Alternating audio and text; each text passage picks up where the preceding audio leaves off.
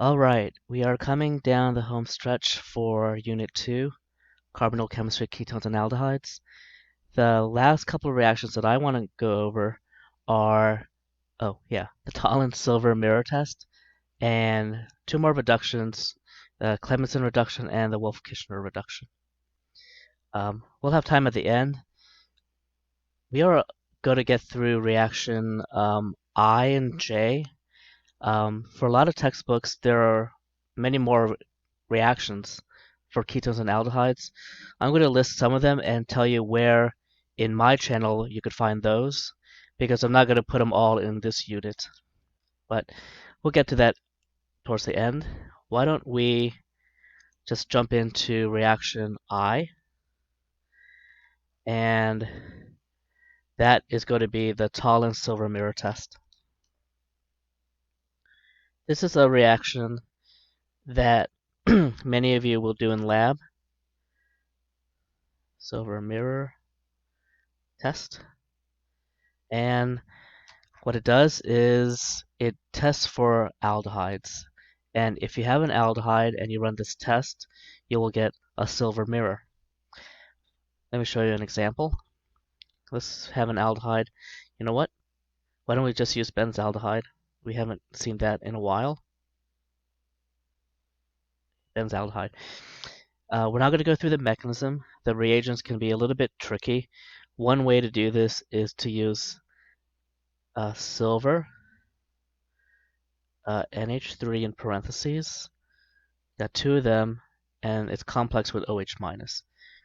We call that diamine silver 1.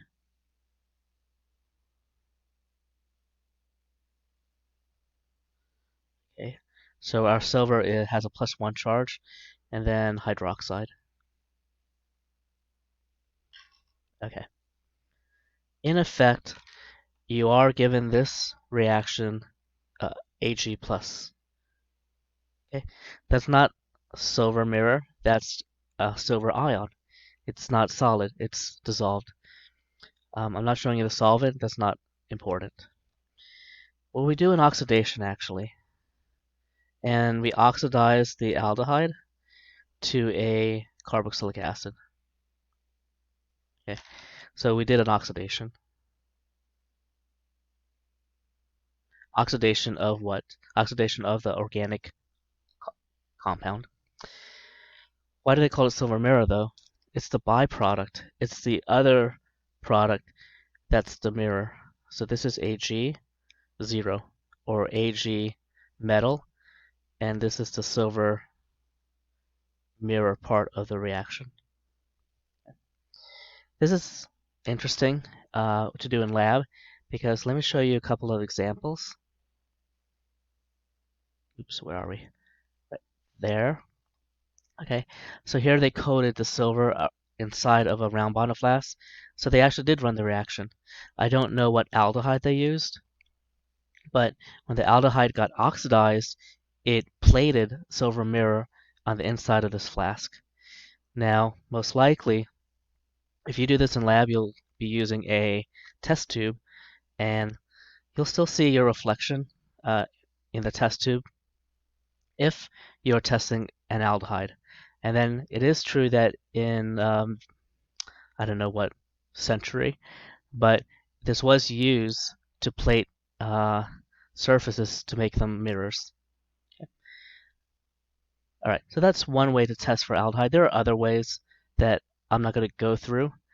So again, this is aldehyde. What does that mean? Well, ketones are unreactive. So if we have sort of an analogous ketone, like this, you'll see no mirror. For the most part, everything we were able to do with an aldehyde, you could do with a ketone. So this is a good test when you have a molecule that you know has a carbonyl group, but you don't know whether it's an aldehyde or a ketone. You could run this test and see which gives you the silver mirror.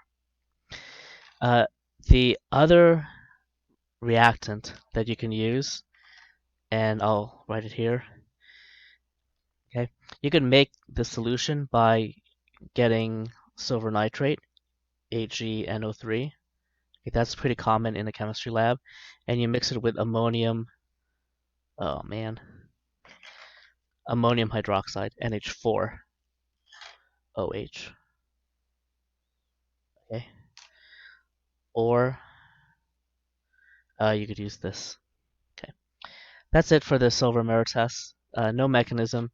We are going to see this, or we will mention this when we look at the next unit, carbohydrates, because there are some carbohydrates that have an aldehyde group on it, and there are some there are some carbohydrates that only have ketones on it.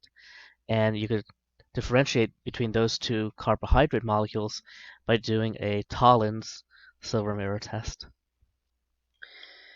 Next reaction, reaction J. We're going to look at reduction of the carbonyl group. Now, you might recall that we can reduce carbonyls to alcohols, and that was covered in unit 1, when we talked about how to make alcohols. The reduction I'm showing here is that you're going to reduce a carbonyl not to a hydroxyl group, but to what's called a methylene group. A methylene group is just a CH2 group. Right? Are you trying to visualize what in the world that could look like in context of aldehydes and ketones?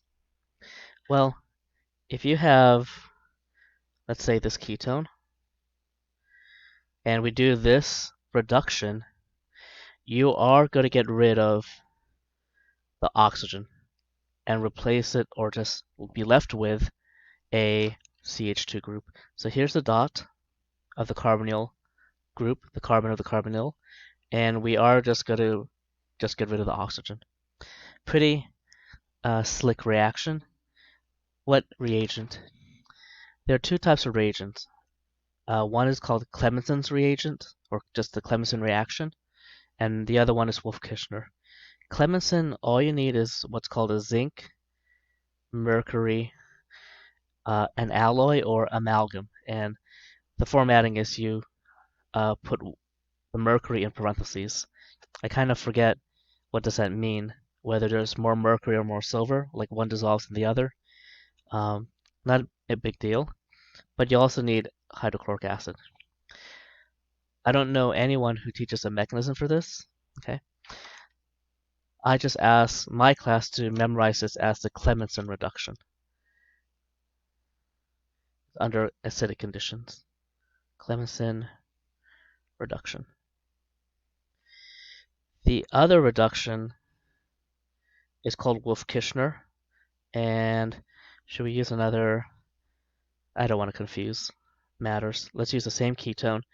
Wolff-Kishner uses what's called hydrazine, H2N and H2, and this is run under basic conditions, KOH. You get the same product, it's the same type of reduction, and we call this Wolff-Kishner. Why do we need to, or why is it important for chemists to know both? Because what if you want to reduce a carbonyl group, but you have another group that's sensitive to acid? Then you would use the base version of this reduction. But what if you have a molecule where you have to reduce a carbonyl, but you also have another part where it's base sensitive, where the base would react with the functional group? Then you would want to use the acidic version. Okay, not a big deal. Nothing else gets reduced when you use the Clemmensen or the Wolff-Kishner, not even carboxylic acids. I kind of hesitate to show this example, but I think you all are mature enough to understand this. Only reduce aldehydes and ketones with this type of reduction. If I do zinc mercury amalgam with HCl again, I only reduce the ketone. And why don't we make this so it has ketone and aldehyde? So there's your aldehyde, and I'll make a ketone down here. Okay. What is going to be reduced? You're going to reduce the aldehyde and the ketone. So this one's interesting because when we draw the reduction of this carbonyl, I think it's pretty simple that you see you have a carbon right there, a CH2 group. What about this aldehyde? You are going to have a CH2 group, but there's already a third H. You just have a methyl group. Right, there's your dot. So you still did the same thing. You converted the O basically into a CH2 group. But since this was at the end of the molecule and there's already a third hydrogen, you have a CH3 group. But just make your dot, get rid of the oxygen, right? Get rid of the carbonyl oxygen. Okay, so this is selective. Now, I have quite a bit of time, but there is something that I need to mention, okay? In the way that I divided up the units, carbonyl chemistry, ketones and aldehydes, we go up to this reaction, reduction of carbonyls to methylene, okay? Most textbooks have a couple more reactions in this unit or in this chapter. Let me mention that. So if you've read the chapter and you're wondering, well, where are these other reactions? I'm going to tell you where I cover them in my course. Okay.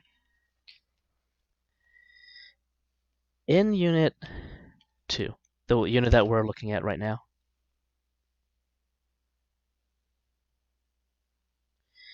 we basically had ketones and aldehydes.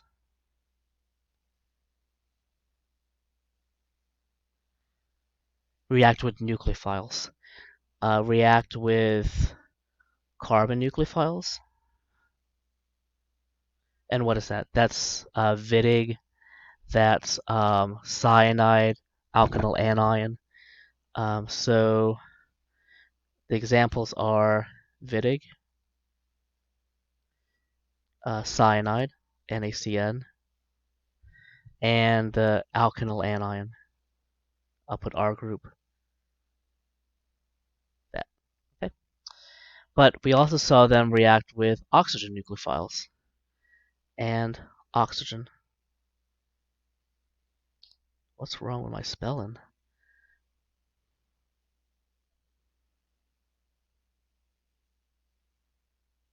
What were those examples? Those examples were, for instance, acetal and hemiacetal. Hemiacetal and acetal. In most textbooks, they move on and they do nitrogen nucleophiles. So in textbook,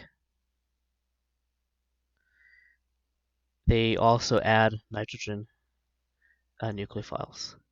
But for me, I don't put it in Unit 2. But for me, this is in Unit, it's kind of far from now, Unit 8. Because Unit 8, I'm going to be working with, or I'm going to be teaching about amines. And amines are the molecules that have nitrogen in them. For instance, this is the anamine, okay, NH2 example. Okay. So in the textbook, they go from carbon nucleophiles to oxygen nucleophiles to nitrogen nucleophiles. I'm not doing that until Unit 8. The other set of reactions that are typically with the aldehydes and ketones are the organometallics in textbook. Also, organometallics. I have set organometallics as its own unit in Unit 8. Oh, sorry, Unit 4. Okay, so that's coming up soon. This is Unit 2 right now. An example of that, actually, let me show you an example of both, okay? Because I can understand why most textbooks put these types of reactions with the aldehydes and ketones, because you are using aldehydes and ketones. For instance, if I use this acetone, if I reacted with that amine that I have drawn out on the side, sometimes there's acid, sometimes there's not. I'll use some acid. You get this molecule here. Okay, you add stuff still to the carbonyl carbon. Again, we'll do that in Unit 8. Don't worry about it if you're in my class right now. For the organometallics, you have an organic part and a metal part. Let's take, again, acetone, and we'll react it with lithium. What do you call this? Butyllithium, ethyllithium. Typically, with organometallics, you're going to add acid as a second reaction. And in this case, we're still adding to the carbon, but we make this an OH. Does this look familiar, actually? This is like the cyanide reaction, right? We get a cyanohydrin, or we reacted with this anion and we get an alcohol alkyne. So here we get another alcohol, but now our nucleophile is this organometallic molecule. Again, that's coming up soon. Just be a little bit patient. That'll be in Unit 4. Those are the two sets of reactions that are typical for aldehyde and ketone in most textbooks. Man, I ran out of stuff to talk about. Let me... as long as I have time, and I'm not going to take up all 14 minutes, maybe for 5 or 7 minutes, let me discuss this idea that we saw with acetal formation. And that was the idea that we can activate, this is important. I didn't have time to talk about this when I talked about acetal formation. Activate the carbonyl for attack, okay, by a nucleophile. You know, with this reaction here, the one with cyanide, NaCN with H2O. Okay, do you remember the product for this? You could test yourself. We get OH and we get the CN. But there was no acid. We didn't protonate this oxygen first. We protonated it at the very end with water, but we didn't protonate it before the attack. That's because for this type of reaction, CN- is a pretty good nucleophile. We don't have to make this more attractive to the nucleophile. But think about your acetal formation, or specifically your hemiacetal formation. CH3OH with some sulfuric acid, acid catalyzed. Okay, if there was only one equivalent, and we'll say one equivalent, you know that you're going to stop at the what? At the hemiacetal, which looks like this. Okay. Do you remember the mechanism to get to the hemiacetal? We actually have to protonate that oxygen first. So I'm not going to draw the full mechanism, but I'll draw the intermediate. We protonate that oxygen first, and we have this. That's because we want to use acid catalysis to make this more attractive to the nucleophile, because methanol is not as good a nucleophile as an anion. We've seen that multiple times already, in Organic 1 as well. Nucleophiles that are anions are pretty good. These are weak nucleophiles. They can still attack, but in this case, we're going to make the electrophile more attractive. What am I saying? Take a look at the two situations. In one situation, the top situation, cyanide can go ahead and attack this carbonyl carbon right away. But with the acetal formation, we need to activate the carbonyl by protonating it. Okay. Let me just list these reactions again so we know where to find them. This cyanide, oh, this will be good. Go through your notes. Oh my goodness. A lot of notes.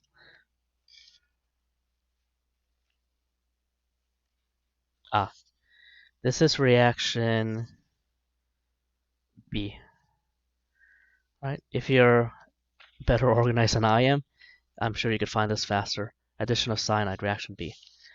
This is why I like the notation, because as you're studying, if you don't know or you need to recall some details about this reaction, you could always go back to your notes and find reaction B. Hemiacetal is